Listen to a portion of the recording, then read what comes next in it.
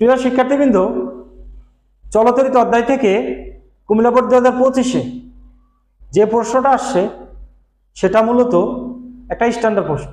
আমি কেন স্ট্যান্ডার্ড বলতেছি, কারণ হলো এই জাতীয় প্রশ্ন এসএসসি লেভেলে হয়, এইচএসসি লেভেলে হয়, আবার অ্যাডমিশন টেস্টে হয়। সেই জন্য আমরা যদি এই টপিকসটা খুব ভালো মতো বুঝি তাহলে এক ডিলে কয় পাখি মারা হবে? 3টা পাখি মারা হবে। তাহলে দেখো, প্রশ্নের উদ্দীপকে শুধু 2টি বর্তনী দেওয়া ছিল, বর্তনী নাম্বার 1, বর্তনী নাম্বার 2। 3 মার্কের যে প্রশ্ন সেটা বর্তনী 1-এর জন্য। কি বলছে? 1 নং বর্তনীর ডি বিন্দুর বিভব কত? ডি বিন্দু কোনটা আমার? এই যে ডি বিন্দু, এই বিন্দুর বিভব কত সেটা আমাদের বের করতে বলছে। তাহলে আমরা লিখে রাখতে পারি বিডি ইকুয়াল কত আমার কট। এখন বর্তনী যদি তুমি ভালো করে খেয়াল করো, দেখো এটা একটা বিন্দু, এটাকে বলা হয়েছে ই বিন্দু। ই বিন্দুর সাথে কি করা আছে? আর্থিং করা। তাহলে আর্থিং বলতেই ওই বিন্দুর ভোল্টেজ 0, তার মানে ই বিন্দুর ভোল্টেজ হচ্ছে 0 ভোল্ট। এখন যদি তুমি এইদিকে যাও, দেখো এটা একটা ডিসি সোর্স, ডিসি সোর্সের নেগেটিভ টার্মিনালে তুমি পৌঁছাইছো। তাহলে এটা হলো আমার নেগেটিভ, এটা হলো আমার পজিটিভ, এটা হলো আমার 0 ভোল্ট। দেখো এই সোর্সের 2 প্রান্তের বিভব পার্থক্য কত? 12 ভোল্ট। যেহেতু এটা 0, উপরটা কত হবে আমার? 12 ভোল্ট। ডি বিন্দুর বিভব যদি আমাদের বের করতে হয়, প্রথমে আমাদের যেটা করতে হবে, মূল কারেন্ট আমাদের প্রয়োজন হবে, মূল তড়িৎ প্রবাহটা আমাদের প্রয়োজন। তাহলে মূল তড়িৎ প্রবাহ যদি আমাদের বের করতে হয়, তাহলে প্রথমে তার আগে আমাদের কি করতে হবে? তুল্য রোধটা বের করতে হবে।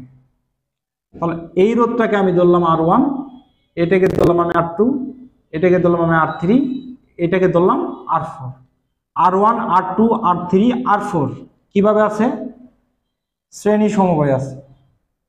তাহলে তুল্য রোধ RS equal R1 plus R2 plus R3 plus R4। R1 5, R2 10, R3 10, R4 15। তাহলে আমাদের আসতে আছে 40 ওহম। তাহলে 1 নং বর্তনীর তুল্য রোধ 40 ওহম। সুতরাং মূল current I V by RS। V কত আমাদের? 12, RS কত? 40। দেখি ক্যালকুলেশন করে 1 নং বর্তনীর মূল কারেন্ট কত আসে? মূল কারেন্ট আসে আমাদের 0.3 অ্যাম্পিয়ার।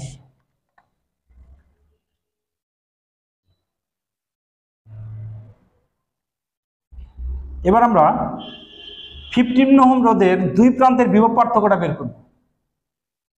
দেখো, এই মূল কারেন্ট প্রত্যেকটা রোধের ভিতর দিয়ে যাবে, পজিটিভ টার্মিনাল থেকে বের হবে, নেগেটিভ টার্মিনালে যায় সে পৌঁছাবে। তাহলে মূল কারেন্টটা প্রত্যেকটা রোধের ভিতর দিয়ে যাচ্ছে। তাহলে আমরা যদি এই 15 ওহম রোধের 2 প্রান্তের বিভব পার্থক্য বের করি, সেটাকে অবশ্যই বলতে পারি VDE। I সাথে হলো আমাদের R4, I 0.3, R4 হলো আমার 15। তাহলে 0.3 ইন্টু 15 আসতে আছে আমাদের 4.5 ভোল্ট। 4.5 ভোল্ট। ডি আর ই বিন্দুর ভিতর যে বিভব পার্থক্য সেটা 4.5 ভোল্ট। তাহলে আমরা কি লিখতে পারি? VDE। এটা উচ্চ বিভব, এটা নিম্ন বিভব। উচ্চ বিভব থেকে নিম্ন বিভব বাদ দিলে সেটা হবে এই রোধের 2 প্রান্তের বিভব পার্থক্য। তাহলে আমরা চাইছি কি? VD। VDE হচ্ছে আমার 4.5। VD তো আমাদের বের করতে বলছে, V এর মান কত? 0। তাহলে ডি বিন্দুর ভোল্টেজ হচ্ছে কত আমার? 4.5 ভোল্ট। এটাকে আবার আমরা একটু ভিন্নভাবেও দেখতে পারি। দেখো সেটা কেমন? এ আর ডি বিন্দুর ভিতর যে বিভব পার্থক্য আমরা সেটা বের করব। VAD। I A R D এর ভিতর যে রোধগুলো আছে, 1টা 2টা 3টা, সেটাকে আমি ধরলাম RS। I কত? 0.3। RS কত? 5 + 10 প্লাস 10 25। তাহলে 0.3 ইন্টু 25 7.5 ভোল্ট। দেখো এই যে পজিটিভ টার্মিনালের যে ভোল্টেজ সেটা হলো কত 12 ভোল্ট। এখান থেকে যদি যাত্রা শুরু করি এটা আর এটা একই বিভব, তাহলে এ বিন্দুর ভোল্টেজ হচ্ছে কত আমাদের 12 ভোল্ট। তাহলে আমার এ আর ডি বিন্দুর মাঝখানে কি জানি আমরা বিভব পার্থক্য জানি, সেটা যদি আমি লিখি ভিএডি। উচ্চ বিভব বলতে কি, এ বিন্দুটা হচ্ছে উচ্চ বিভব, ডি বিন্দু হচ্ছে নিম্ন বিভব। তাহলে উচ্চ বিভব থেকে যদি আমি নিম্ন বিভব বাদ দেই তাহলে ওই দুই বিন্দুর মাঝখানে বিভব পার্থক্য আমরা পেয়ে যাই। তাহলে আমার প্রয়োজন কোনটা, ডি বিন্দুর ভোল্টেজ ভিডি, ভিএ মাইনাস ভিএডি। ভিএ কত আছে আমাদের 12, ভিএডি 7.5। ক্যালকুলেশন করে দেখো 4.5 ভোল্ট। তুমি এভাবে ইচ্ছা করলে করতে পারবে। তাহলে আমরা দুইটা পন্থাই দেখলাম, ডি বিন্দুর ভোল্টেজ 4.5 ভোল্ট। তারা বলছে 2 নং বর্তনীতে R2 R5 রোধের পরিবর্তে একই রোধের দুটি বাল্ব উক্ত স্থানে স্থাপন করলে কোনটি বেশি আলো দিবে। একই রোধ, দেখো দুইটা বাল্ব নেবা, সেই দুইটা বাল্বের রোধ হবে আমার একই, কিন্তু আবার দেখো R2 রোধ 10, R5 এর মানও 10। তার মানে আমরা ধরে নিলাম ওই দুইটা বাল্বের রোধ হচ্ছে কত 10 ওহম করে। এখন কোনটি বেশি আলো দিবে এটা আমরা কি বের করব। দেখো পি ইকুয়াল আমরা কত জানি আই স্কয়ার আর। বাল্ব দুটার কি রোধ কনস্ট্যান্ট, তাহলে পি সমানুপাতিক আই স্কয়ার। যে বাল্বের ভিতর দিয়ে কারেন্টের মান বেশি হবে, অর্থাৎ যে বাল্বের ভিতর দিয়ে কারেন্ট বেশি যাবে সেই বাল্বের ক্ষমতা বেশি, সেই বাল্ব বেশি উজ্জ্বল হবে।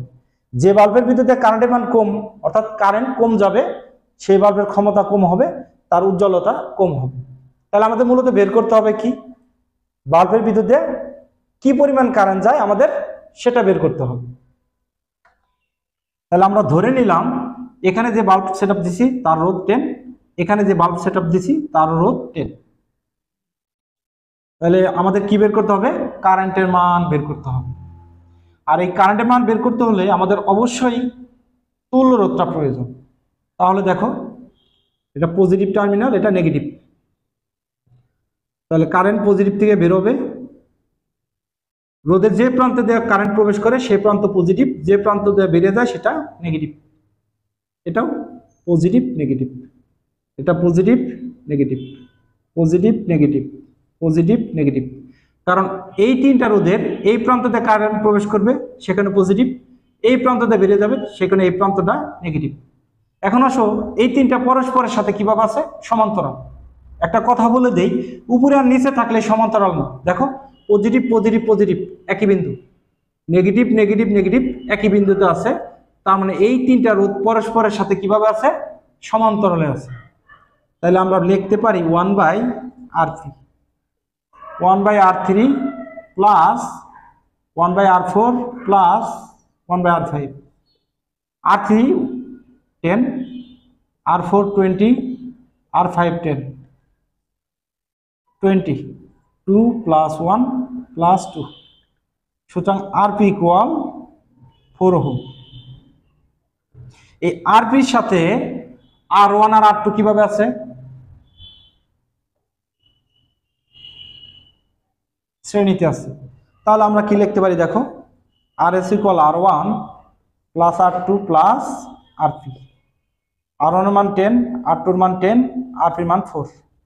তাহলে টোটাল তুল্য রোধ আসছে আমার 24 ohm, 24 ohm.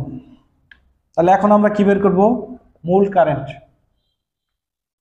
I equal V/RS, V 180, RS হচ্ছে 24, 180 ভাগ 24 7.5।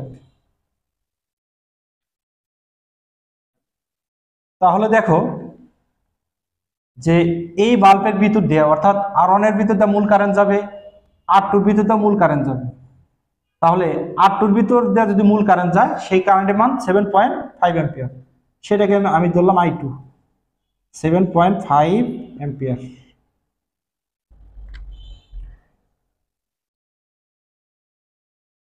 যখন 7.5 এখানে আসবে, তার কাছে কয়টা রাস্তা? 3টা। এখান দিয়ে যাবে, এখান দিয়ে যাবে, এখান দিয়ে যাই আবার নেগেটিভ টার্মিনালে যা পৌঁছাবে। কত? 7.5। তাহলে এইখানে কিন্তু কারেন্টের একটা ডিস্ট্রিবিউশন হবে। তাহলে দেখো এই যে রোধগুলা পরস্পরের সাথে কিভাবে আছে? সমান্তরালে আছে। তাহলে এই রোধগুলার দুই প্রান্তের আমরা কিন্তু কি বের করতে পারি? বিভব পার্থক্য বের করতে পারি। এটাকে ধরলাম আমি এ, এটাকে ধরলাম আমি বি। তাহলে ভি এ বি ইকুয়াল কত? I R P. আই হচ্ছে 7.5, আর পি হচ্ছে 30 ভোল্ট। তাহলে R3 রোধের দুই প্রান্তের বিভব পার্থক্য 33 ভোল্ট, R4 রোধের দুই প্রান্তের বিভব পার্থক্য 30 ভোল্ট, R5 রোধের দুই প্রান্তের বিভব পার্থক্য 30 ভোল্ট। আমার বের করতে হবে কি? R5 রোধের ভিতর দিয়ে কি মানের কারেন্ট যায় সেটা, তার মানে I5। তার মানে আমরা বলতে পারি VAB I5 সাথে R5। তাহলে I5 ইকুয়াল কত আসে আমাদের? VAB by R5। VAB 30, R5 হচ্ছে হলো আমাদের 10, 3 অ্যাম্পিয়ার। তার মানে মূলত মেন বিষয়টা কি? যে R5 রোধের ভিতর দেয়া কারেন্ট যাচ্ছে কত আমাদের? 3 অ্যাম্পিয়ার। কত? 3 অ্যাম্পিয়ার। সেটাকে আমরা I5 লিখে রাখি এখানে, ইকুয়াল কত? 3 অ্যাম্পিয়ার।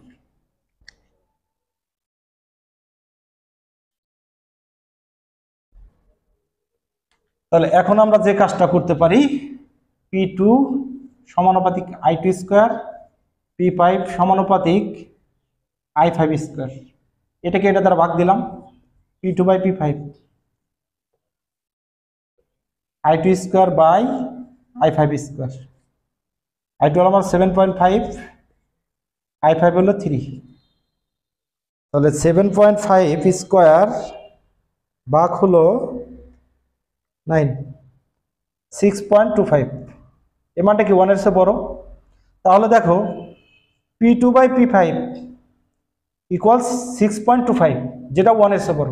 তাহলে এটা যদি 1 এর চেয়ে বড় হয়, P2 বাই P5 ও 1 এর চেয়ে বড় হবে। তাহলে P2 by P5 greater than 1। সুতরাং P2 গ্রেটার দেন P5। তাহলে কোন বাতির ক্ষমতা বেশি? R2তে যে বাতিটা আমরা সংযুক্ত করছি বা বাল্বটা সংযুক্ত করছি, সেই বাতির ক্ষমতা বেশি। R5 রোধের জায়গায় যে বাল্বটা সংযুক্ত করছি তার ক্ষমতা কম। তাহলে যার ক্ষমতা বেশি সে বেশি আলো দিবে, যার ক্ষমতা কম সে কম আলো দিবে। তাহলে আলো বেশি দিবে কারা? R2 রোধের ভিতর যে বাল্বটা স্থাপন করা হয়েছে সেটা বেশি আলো দিবে।